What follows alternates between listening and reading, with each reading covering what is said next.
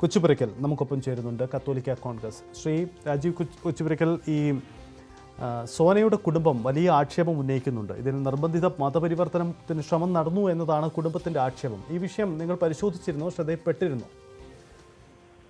തീർച്ചയായിട്ടും ശ്രദ്ധിച്ചിരുന്നു. നമ്മള് ഇന്ന് കേട്ട ഒരു വാർത്തയാണല്ലോ, നമുക്കറിയാലോ. ഇത് വളരെ ഗൗരവമായിട്ടുള്ള ഒരു വിഷയമാണ്. കാരണം ഒരു പെൺകുട്ടിയെ പ്രണയം നടിച്ച് തടങ്കലിലാക്കി ആ പെൺകുട്ടിയെ നിർബന്ധിച്ച് മതം മാറ്റാൻ ശ്രമിച്ചതിന്റെ പേരിൽ ഉണ്ടായിരിക്കുന്ന വലിയൊരു ദുരന്തമാണ്. ഇത്തരത്തിലുണ്ടായിരിക്കുന്ന സംഭവങ്ങൾ മുൻകാലഘട്ടങ്ങളിലും നമ്മളുടെ പൊതുസമൂഹത്തിൽ, കേരളത്തിൽ പ്രത്യേകിച്ച് ഉണ്ടായിട്ടുണ്ട്. പലപ്പോഴും നമ്മൾ ശ്രദ്ധയിൽപ്പെടുത്തുന്നുണ്ട്. അപ്പോഴൊക്കെ അത് ചില പ്രത്യേക വിഭാഗക്കാർ അത് ഞങ്ങളുടെ മതവിശ്വാസത്തെ വ്രണപ്പെടുത്താൻ വേണ്ടിയാണെന്നൊക്കെ പറഞ്ഞ് അതിനെ പലപ്പോഴും മാറ്റി അതിനെ ഒരു വർഗീയ ചേരുതി ഉണ്ടാക്കാൻ ശ്രമിക്കാറുണ്ട്. പക്ഷേ നമുക്ക് മനസ്സിലാക്കാവുന്ന ഒരു കാര്യം, ഇത് പ്രണയക്കണികളെന്നോ അല്ലെങ്കിൽ ലവ് ജിഹാദ് എന്നൊക്കെ പേരിൽ പലപ്പോഴും അറിയപ്പെട്ടിരുന്ന ഒരു കാര്യത്തിന്റെ തുടർച്ച തന്നെയാണ്.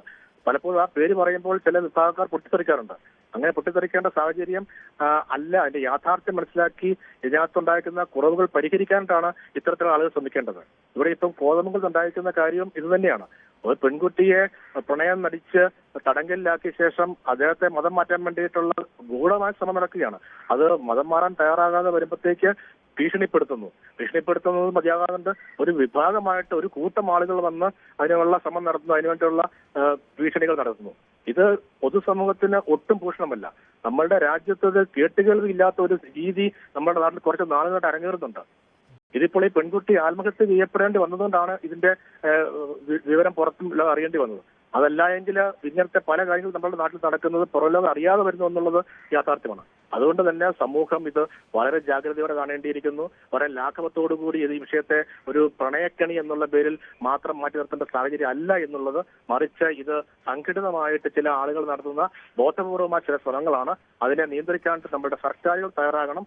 രാഷ്ട്രീയ പാർട്ടികൾ വോട്ട് ബാങ്ക് ലക്ഷ്യമാക്കി അല്ലെങ്കിൽ വോട്ട് ശ്രീ രാജീവ് കൊച്ചുപറമ്പിൽ, ഇതൊരു ലവ് ജിഹാദ് അല്ലെങ്കിൽ പ്രണയക്കണി എന്ന് തന്നെയാണോ നിങ്ങൾ ഉന്നയിക്കുന്ന ആക്ഷേപം? ബോധപൂർവമായി പ്രണയം നടിച്ചുകൊണ്ട് മതം മാറ്റിക്കാനുള്ള ലക്ഷ്യം തന്നെയാണ്, അങ്ങനെ നിങ്ങൾ സംശയിക്കുന്നുണ്ടോ?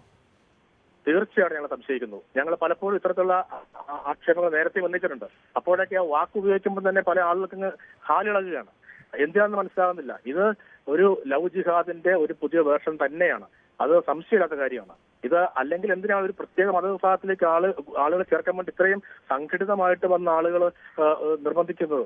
അതുകൊണ്ട് ഇതൊരു ബോധപൂർവമായിട്ട് കെണികളിൽപ്പെടുത്തുകയും അവരെ മതം മാറ്റാൻ വേണ്ടി പ്രേരിപ്പിക്കുകയും ആ മതം മാറ്റുന്നത് ഒട്ടും നല്ല ഉദ്ദേശത്തോടു അല്ല എന്നുള്ളതും നമുക്ക് തിരിച്ചറിയേണ്ടിയിരിക്കുന്നു. അതുകൊണ്ട് തന്നെ ഇത് നിയന്ത്രിക്കപ്പെടേണ്ടതാണ് എന്നുള്ളതാണ് ഞങ്ങളുടെ. നമ്മൾ പറയുമ്പോഴും നമുക്ക് അതിന് മുകളിൽ തെളിവുകളില്ല. കാരണം പോലീസിന്റെ അന്വേഷണം നടക്കുന്നേ ഉള്ളൂ. കുടുംബത്തിന്റെ ആക്ഷേപമുണ്ട്, അത് ശരി തന്നെയാണ്. ഒപ്പം നടന്ന കാര്യങ്ങളെക്കുറിച്ച് ആ മരണപ്പെട്ട കുട്ടി അവരുടെ എഴുതിയ ആത്മഹത്യക്കുറിപ്പിലും ചില പരാമർശങ്ങളുണ്ട്. അതിനപ്പുറം നമുക്കൊരു സ്ഥിരീകരണത്തിലേക്ക് എത്താൻ കഴിഞ്ഞിട്ടുണ്ടോ സംഭവിച്ചത് ഇങ്ങനെ തന്നെയാണെന്ന്? ഇല്ല, തീർച്ചയായിട്ടും അത്രയും കൃത്യമായിട്ടുള്ള സ്ഥിരീകരണത്തിലേക്ക് വന്നിട്ടില്ല. പക്ഷെ പറഞ്ഞു കേട്ട് ഇപ്പോൾ വന്നിരിക്കുന്ന വാർത്തകളുടെ അടിസ്ഥാനത്തിൽ നമുക്ക് മനസ്സിലാക്കാൻ സാധിക്കുന്നത് ഇങ്ങനെ തന്നെയാണ്. ഇത് മുൻകാലഘട്ടങ്ങളിൽ ഇത്തരത്തിലുള്ള നിരവധി സംഭവങ്ങൾ ഉണ്ടായിട്ടുണ്ട്. ഞങ്ങൾ തന്നെ എത്രയോ സംഭവങ്ങൾ നേരിട്ട് ഇടപെട്ടിട്ടുണ്ട്. സമാനമായിട്ടുള്ള വിഷയങ്ങൾ ഇടപെടുകയും പല പെൺകുട്ടികളെയും രക്ഷിക്കുകയും ചെയ്തിട്ടുണ്ട്. പലപ്പോഴും അവരുടെ ഒന്നും വിവരങ്ങൾ ഞങ്ങൾ പുറത്തോട്ട് പറയുന്നില്ല എന്ന് മാത്രമേ ഉള്ളൂ. കാരണം അത് ഒരു കുടുംബത്തിന്റെ അന്തസ്സുമായി ബന്ധപ്പെട്ട കാര്യമാണ്. ഞങ്ങൾ പലരും പുറത്തു പറയാറില്ല. പക്ഷെ ഇത്തരത്തിൽ നിരവധി ആളുകളെ കെണികളിൽ പെടുത്തിയിരിക്കുന്ന ചരിത്രം നമുക്കറിയാം. നമ്മൾ അവരെ പല കാര്യങ്ങളും രക്ഷിച്ചിട്ടുമുണ്ട്.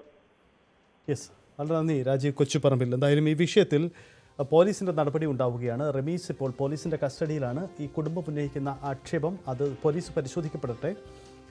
നിർബന്ധിത മതപരിവർത്തന ശ്രമം നടന്നു എന്ന് കുടുംബം സഹോദരൻ അടക്കം ഉന്നയിക്കുന്നു. കാരണം അവസാന ഘട്ടത്തിൽ അവൾ നിർബന്ധിതമായി മതം മാറ്റാനുള്ള ശ്രമം നടന്നിരുന്നു എന്നതാണ് കുടുംബമടക്കം ഉന്നയിക്കുന്ന ആക്ഷേപം. എന്തായാലും പോലീസ് ഇക്കാര്യത്തിൽ സ്ഥിരീകരണം നൽകേണ്ടതുണ്ട്. എന്തായാലും പോലീസിന്റെ കസ്റ്റഡിയിലാണ്, അന്വേഷണം പുരോഗമിക്കുക.